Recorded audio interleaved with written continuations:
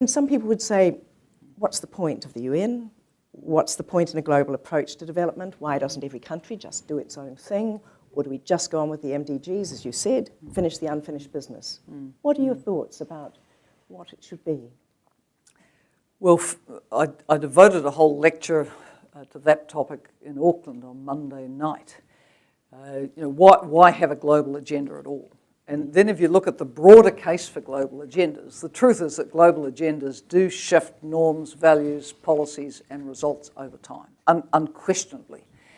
There's some great work being done around the UN intellectual history and how the UN has picked up human rights, gender equality, human development, poverty eradication, and really pushed issues, got global agendas running, and made a difference over time. So there's no doubt it makes a difference. So then you come to, well, what about the next agenda? Because one of the criticisms that was made of the MDGs was, oh, well, it wasn't consulted on. Now, the truth is they're largely based on the agreement that was negotiated between all the member states, which we as leaders loyally signed, but there wasn't great public outreach. And I think one of the challenges for the UN has been, you have this charter which starts with the ringing words, we the peoples, but actually it's mostly been around we the member states, arguing and debating among diplomats in New York or Geneva or Vienna or wherever. Now, that doesn't wash anymore.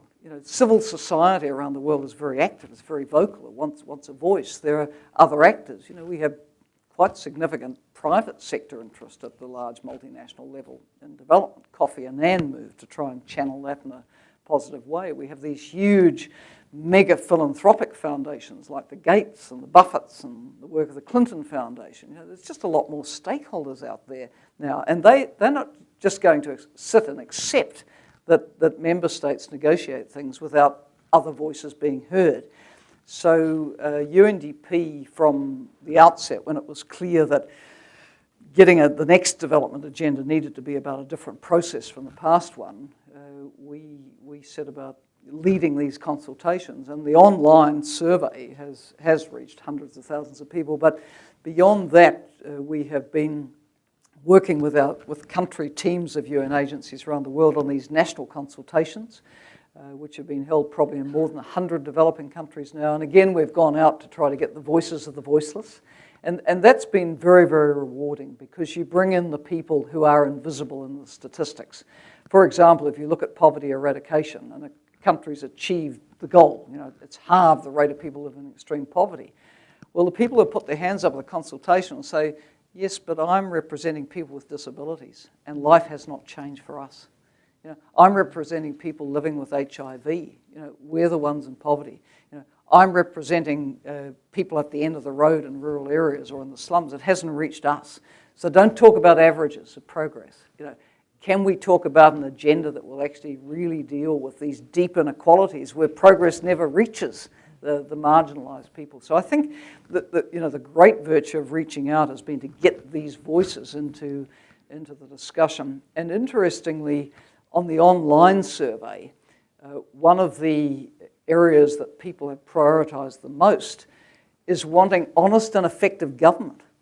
Now, this is a huge thing around the world. Whenever I tweet on some of the big issues, I will get quite a lot of feedback from people in developing countries saying our government's corrupt, what can we do about it? I mean, people are sick of it. They want honest government. Some of the most strife-torn and poor countries in the world have mineral riches and resources and oil and gas which is beyond our comprehension as New Zealanders. But the money doesn't go to development.